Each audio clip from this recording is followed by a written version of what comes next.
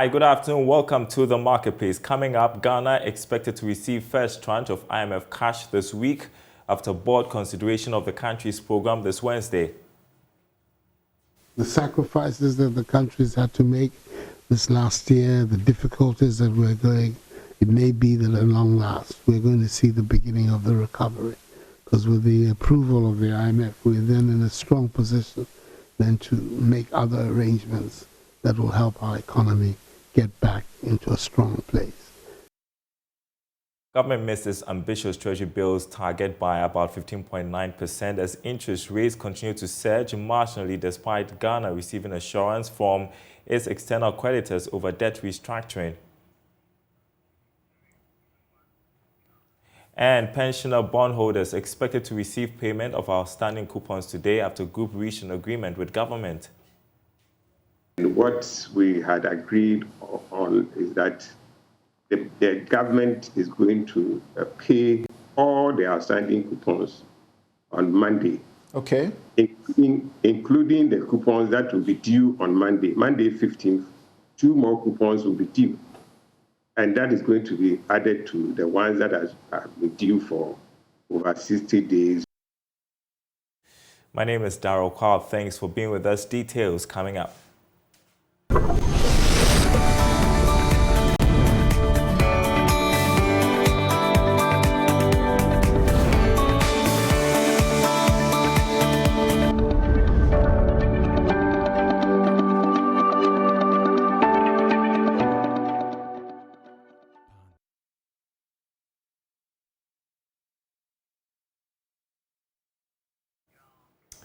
Well, first up, Ghana is expected to receive its first tranche of International Monetary Fund balance of payment support this week. That's if the executive board of the fund is able to consider and approve Ghana's request this Wednesday. The cash disbursement is expected to hit the Bank of Ghana's account. Here's Shojafi with more. Ghana should also secure the approval of the first tranche of IMF cash this Wednesday, as soon as the executive board approves Ghana's program. However, due to international transfer procedures, the money should hit the Bank of Ghana's account this Friday or next Monday. The first tranche of disbursement will be done in 2 installments. The about $750 million should come in this week or the next one. This is basically due to what some are describing as Ghana meeting all the preconditions under the program request, while the remaining $750 million should come in next month. That will be tied to meeting some fresh conditions under the program.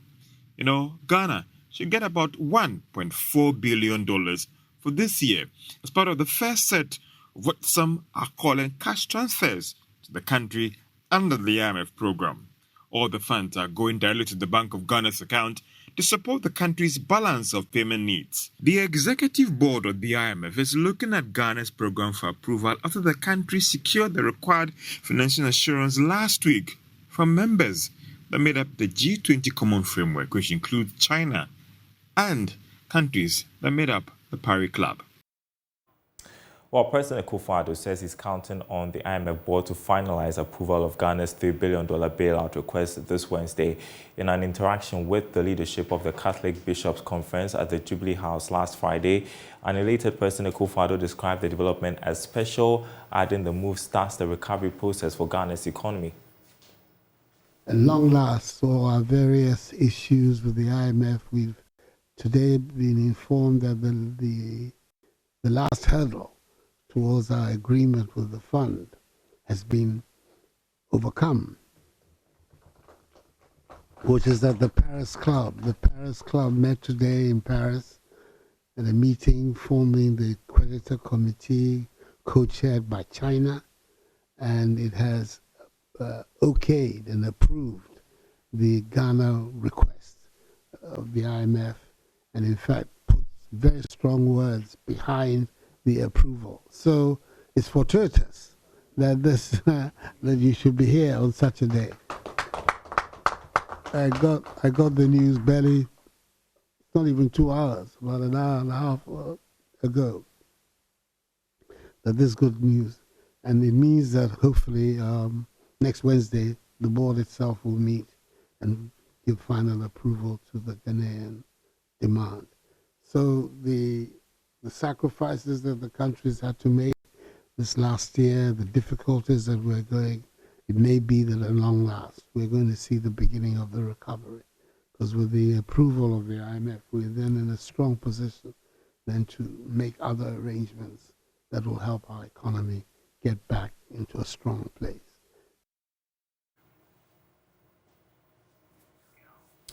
Well, on Zoom with us is partner Deloitte Ghana, Yao Latte. Good afternoon to you, Yao. Your thoughts first on how things have unfolded over the past few days. A major hurdle has been crossed, and we are now on our way to sealing a deal with the IMF, hopefully this week. Thank you very much, Daryl, and good afternoon to you. I think it's a refreshing news, and it brings to rest the uncertainty and the anxiety in the business community. We've gone through a lot as a country to get to this point, starting from the domestic front.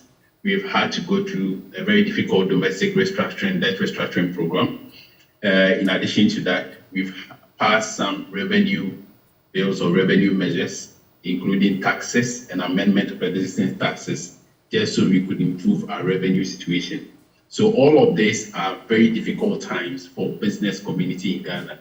And so if the end game is that we secure an IMF program, then this comes as a refreshing news to the business community and of course Ghanaians in general. Okay, we are losing a bit of your audio. I don't know what's up, but there's already talk that the cash will be disbursed this week. But my attention has been drawn to the fact that the likes of Zambia didn't get the cash immediately. How do these things work out? What are the chances we are getting the cash almost immediately?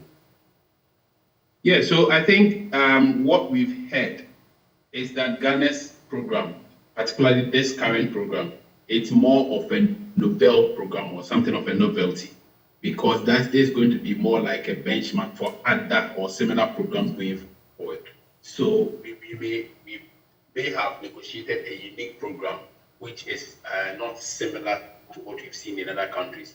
And even the previous IMF program, you recall that the first tranche and then subsequent tranche were not as significant as what we are seeing now. So the first tranche for this one is about 600 million, and subsequent tranches are going to be about $360 million every quarter.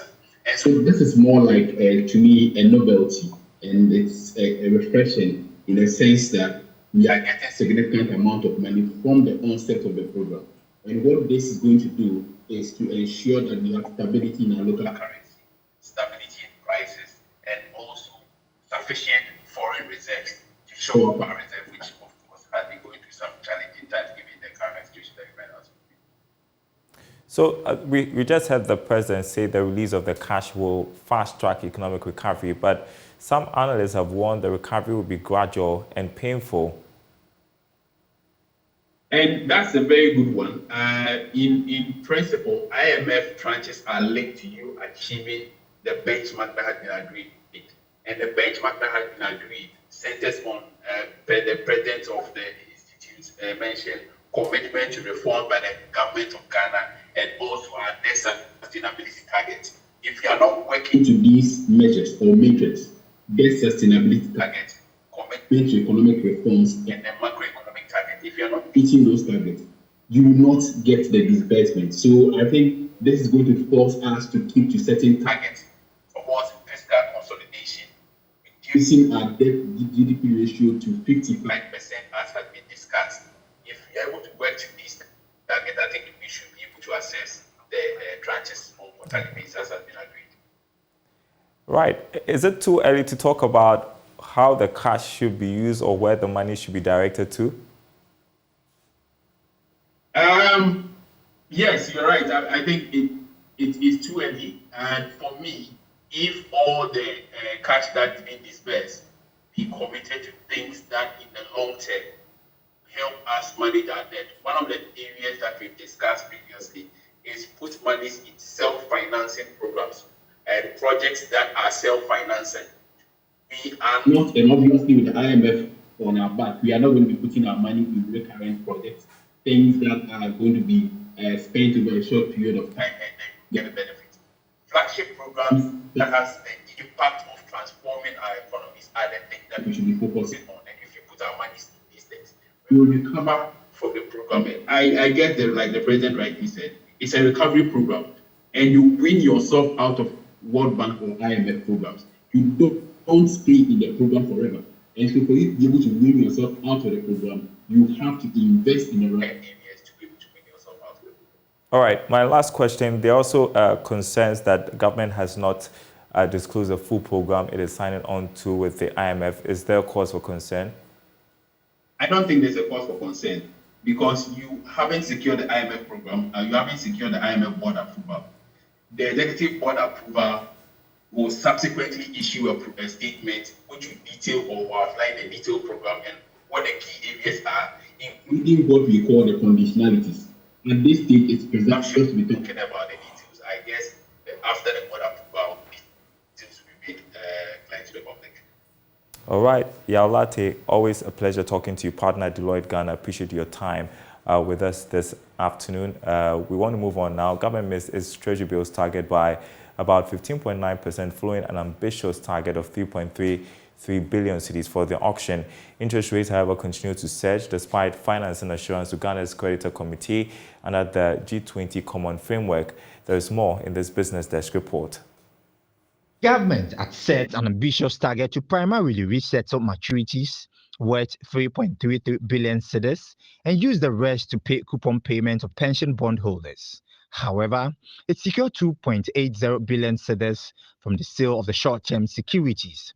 A little above 2.31 billion cedis came from the 91-day T-bills. But government accepted about 99% of the bids. For the 182-day T-bill, the government got 355.2 million cedis, whilst it received 116.60 billion cedis from the 364-day T-bill. It accepted all the bids for both securities. Meanwhile, interest rates surged marginally on the yield curve. Whilst the yield on the 91-day T-bill went up to 20.43% from 20.25%, that of the 182-day T-bill also inched up by 0.14% to 22.96%. The rate for the 364-day bill stood at 27.59%. Presently, the treasury market is the only source of borrowing for the government. Now, pensioner bondholders will be expecting payment of their outstanding coupons beginning today. Government last Friday resolved to begin payments today after the pensioners picketed the Ministry of Finance. The pensioners say they are suspending their protest for now following an agreement reached with the Ministry of Finance. Convener of the Pensioner Bondholders Forum, Dr. Edouanani Entry, says they will wait to see if government makes good on its promise. The meeting was called by the Minister of State, Dr. Amin Adam. We had a lengthy discussion. And what we had agreed on is that the government is going to pay all the outstanding coupons on Monday. Okay. Including the coupons that will be due on Monday. Monday 15th, 2 more coupons will be due. And that is going to be added to the ones that are due for over 60 days, 50 days, 40 days to be paid. All right. So we were going to give instruction to the agents to start the payment. We believe that if they are even... So thankfully, we are not returning, we are not going to see these sites anymore. Yes, so we said, well, the idea is to ensure that we don't continue with that. Nobody wants it, but you see, we're forced to do that. So the coupons only are going to be paid from Monday. Monday, they are going to settle everything that is due up to the Monday. However, the three principals due, we are still engaging government to see how that can be paid. That has not been resolved. And then government also has assured us that it would get, one of the things we're complaining that the normalcy, pay us as and when it is due. Right. And government is undertaking to do that. As soon as the subsequent coupons are due, it pays, so that we don't come back to the picketing. So we met with these, we met yesterday night, forum, and we said, well, let us give government some space. Once, let's show that we also care. If it says it's going to pay on Monday, let's suspend our picketing for next week. So from Monday up to Friday, we won't be there. And then we will see what will happen during the week in terms of the payment and the arrangements that we have to make with government on the outstanding principals. If all things go well, then there will be no picketing. But if we hit some rock again, then of course we'll come back. Now, prices of petrol, diesel, and liquefied petroleum gas are expected to fall marginally again at the pumps beginning tomorrow, May 16, for the next 14 days. According to the Institute for Energy Security, this is on the back of a reduction in the prices of finished products on the world market and the stability of the cedi. Energy strategist Dr. Yusuf Sulemana joins me on Zoom to discuss this. Good afternoon to you. What's happening with global crude oil, the global crude oil market? We're hearing the prices fell once again today due to concerns about fuel demand in top global oil consumers. What exactly are the concerns? Yeah, thank you very much, Daryl, and good afternoon to you and your curious viewers in Ghana and across the globe.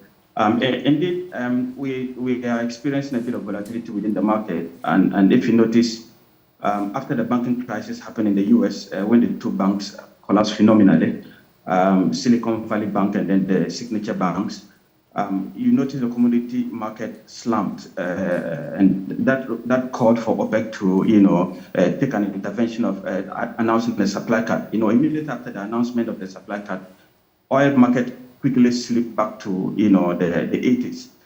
However, it didn't hold for some time because the market, the banking system is still in a very shaky grounds.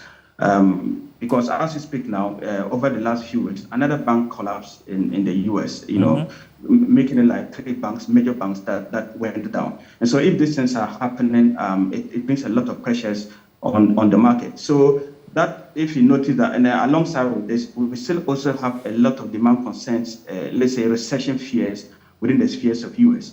And so the aggregate of the recession fears and then the shaky nature of the banks within the US at this moment in time has put a lot of downward trend or a lot of pressures on the commodity price, in this case crude oil. Not. In addition to this, Daryl, we also have a fact. We also have to bear the fact that the U.S. hasn't relented the effort of increasing their interest rate. And whenever interest rates have in the U.S. begin to take an upward trend, or when this quantitative tightening begin to take a center hold, there's going to be strengthening of the dollar, and the strengthening of the dollar will always have impact on the demand side of the the commodity prices, and this is crude oil. So yes, the aggregate of these factors have put a bit of demand slack, a bit of pressures on the demand. So yes, that's why we're having the crude oil around the 80s, around the 70s as we speak. Even though we have OPEC cut in place, we have a lot of demand distractions, as in about 500,000 barrels of crude oil that was taken away from Iraq. You remember we had some incidents between Iraq and then Turkey, where about 1 million barrels was taken away. So this supply cut, and then about 450 to 500,000 oil or barrels of oil per stream day, about 500,000 barrels of oil per stream day, is still away from the supply basket. Yet the prices are not picking up as we expected. So yes, I think that it will be in the 70s. But if you look at the aggregate of factors that is keeping the price as it is, and the aggregate of factor that is capable of taking the price to the upward trajectory, they seem to compete. And it looks though the recession fears and then the shaking nature of the banking crisis is beginning to take a center toll, on the commodity price, in this case crude oil, as we're speaking. Yeah, Darren. So for how long do we anticipate prices to decline, and what will be the game plan of the producers? Yeah, so how long this will take will depend on how the rate at which confidence returns to the financial market, especially the banking sector in US. That's number one. Number two, also, I don't expect this to continue continuously. In fact, I was expecting oil prices to slip back to the 80s.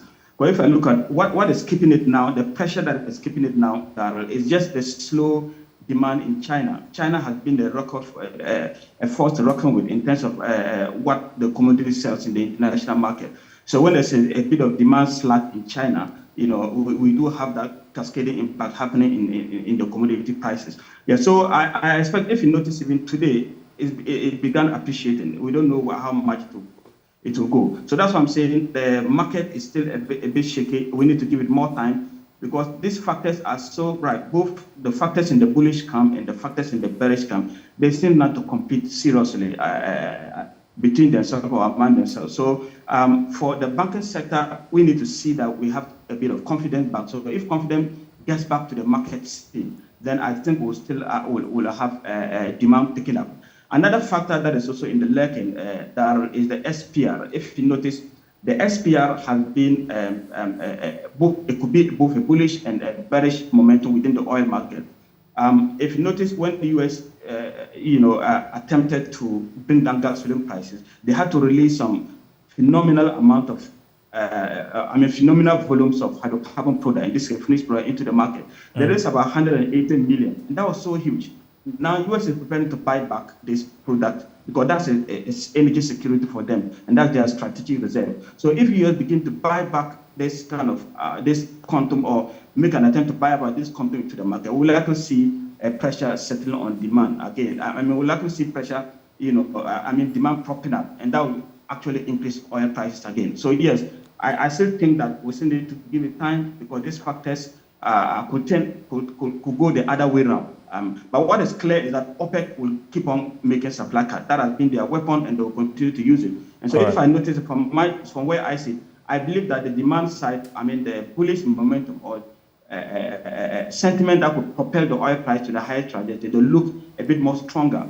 The only thing that could dip oil price, where I see, is recession fears. And so, if the banking sector is okay, I think the recession fears aspect will be curtailed. But if you look at the bullish side, what could take the oil price to the higher trajectory, they still look very good, because OPEC is not relenting on any effort. And if China consumption pick up again and SPR big buyback start again, that will bring pressures back on oil. And as we speak now today, oil has started appreciating after about a 4-week continuous decline. I know the news says that LPG is expected to go down, but I guess Ghanaians are particularly worried about the price of LPG at the moment, which is still on the high side. And the marketers are blaming high taxes for the reason for which the prices are still high. Tell us what the situation is on the global market. Yeah, so if you look at just a couple of weeks, just a few weeks, like the last 4 weeks, the commodity in terms of hydrocarbon products have taken decline, have taken downward trends. And that was very good, of course, for the downstream players, such as players in Ghana, as a matter of fact.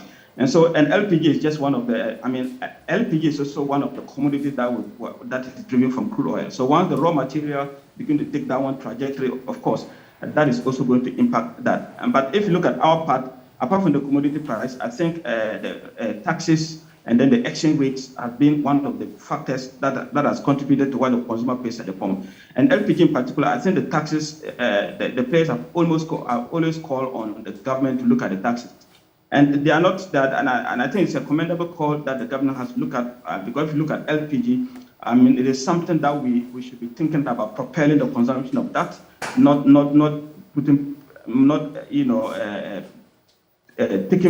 taking steps that will dip the consumption of LPG. That is not good. So yes, that is, of course, one of the things that contribute to LPG price as we speak now. But exchange rate, of course, is one of the factors. But if you look at over the last few days or over the last few weeks, we do have a bit of stability in the exchange rate. It's not going up, neither is it coming down also. So, but the bit of stability, of course, is good, though we would like it to come down. But even if it's stable and it's not coming down, I think that's very good for business plans. So now, if you should have the global oil prices favoring, the global commodities price favoring, I think LPG should see a downward trend. But the trend will go far, far down if government should look at the taxes. All right, Dr. Issy Suleiman, I appreciate your time with us, energy strategist. Thank you so much. Now, the Minister of Employment and Labour Relations, Ignatius Bafo, is asking investors to support government in the creation of sustainable jobs. This, he believes, will aid in curtailing the menace of illegal migration within the sub-region. Speaking at the launch of the EU-Germany Joint Action on Jobs, Migration and Development, he entreated the investors to support the government's quest to promote technical, vocational education and training programs. Let me reiterate that sustainability have led to downscaling, if not collapse, of projects and programs when funding ceases or project ends. We need to confront the problem frontally to sustain this laudable project upon its completion or termination. I therefore wish partners will put in place flexible implementation arrangements to address the issues of sustainability. What we want to see is for the impact of this program to stay with us, but not to perhaps die off after the duration of the partnership. So whatever it is to build in a sustainability program, please let's do. And I want to charge BMC to work with us to make sure that the ideals of the project will not die after the completion of the partnership. But let me make a special appeal before I end.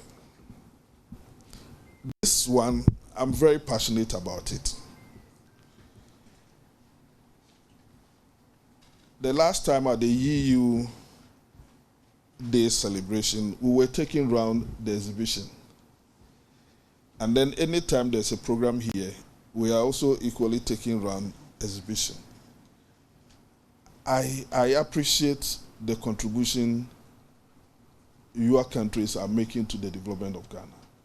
But I want us to also focus on high-end programs that will actually lead to total transformation of Ghana. I must be honest, sometimes when I see the yogurts and this thing that people are being taught how to do, yes, it will provide some daily. Now, President of the Ghana Employers Association, Dan Echampong, has emphasized the need to promote gender parity in corporate institutions. According to him, convening women leaders from diverse backgrounds to deliberate and act on real opportunities available is key to national development. He spoke to Joy Business at the Ghana Employers Association's annual leadership conference. The overall aim of this conference is to advance gender parity in the corporate space of Ghana by convening leaders from diverse backgrounds to deliberate and act on the real opportunities available for women and underlining challenges that ought to be surmounted. The conference is also intended to enhance the understanding of the relevance and benefits of gender equity in promoting enterprise growth and to showcase the general contribution of women in the economic and social development of our dear country. I am indeed very happy to share that the 2023 Annual Leadership Conference brings together leading industry players to advance discussions that will foster solidarity and shared responsibility for sustainable solutions on gender equality in the corporate world. And that's our program tonight. Thanks for watching, everyone. More news on our website, myjoyonline.com/business. We have 2 of today's top stories there for you to read more about. First tranche of IMF cash to be credited to BOG account this week. Also, fuel prices to fall again for May 16, according to the IAS, myjoyonline.com/business. My name is Daryl Kwawu. Thanks for watching. We will be back same time tomorrow.